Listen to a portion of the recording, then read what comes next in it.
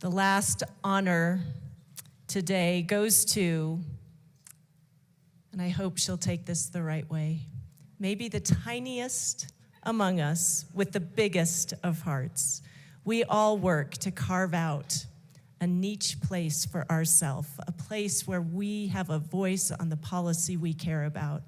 And Representative Amabile, your commitment to behavioral health is inspiring, awesome, and I expect you will continue to lead this state in doing more for the people you serve. Representative Amabile.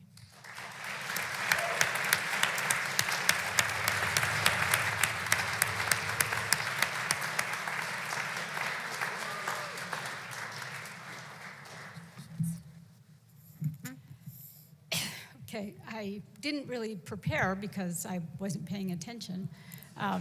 But thank you, Madam Speaker. And I want to say, I never say this, but it actually really has been an honor to serve with you and a privilege. An honor as well. An honor and a privilege to serve with all of you. I didn't come here because I was a political activist or had political aspirations even. I came here, I'll just tell this quick story, which a lot of you have probably heard, but I came here to testify in 2019 on the red flag law. And I sat there for 5 hours. I wanted to tell my story about my son wanting to get a gun and so that he could complete suicide. And I sat there for 5 hours, and Representative Bockenfeld was on the committee, and he kept asking everybody the same question, and it had to do with mental health holds. And no one knew the answer, but I knew the answer. And so when I got up to testify, the committee was getting dinner. I didn't understand this whole thing with ordering in the food. And I started my testimony by saying, I see you all got dinner. And back here in the cheap seats, they won't let us have any food. And Tom Sullivan said to me, well, if you want to eat, you got to run. So that was the first little seed.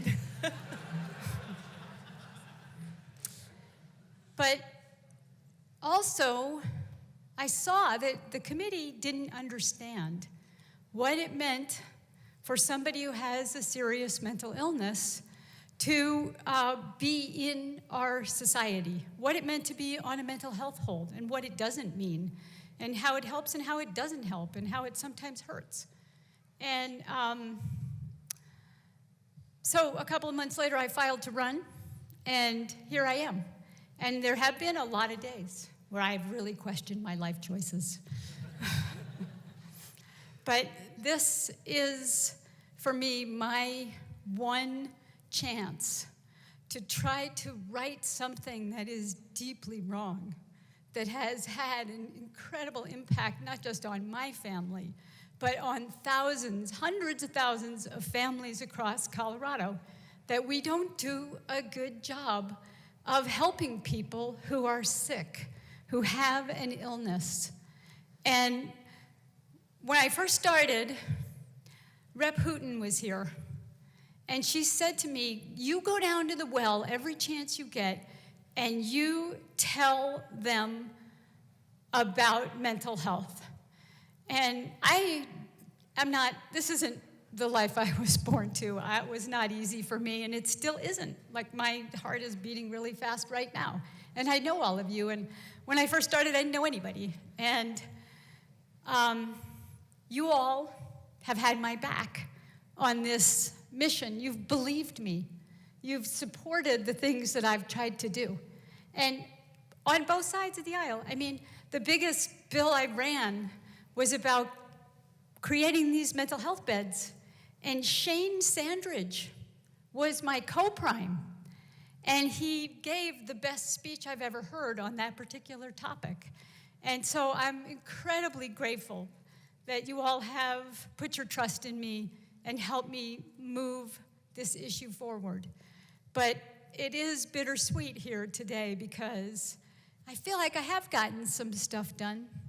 But every night on my way home, I think about all the stuff I haven't gotten done and all the people that are still out there that are suffering. And so I hope you'll carry on. Thank you.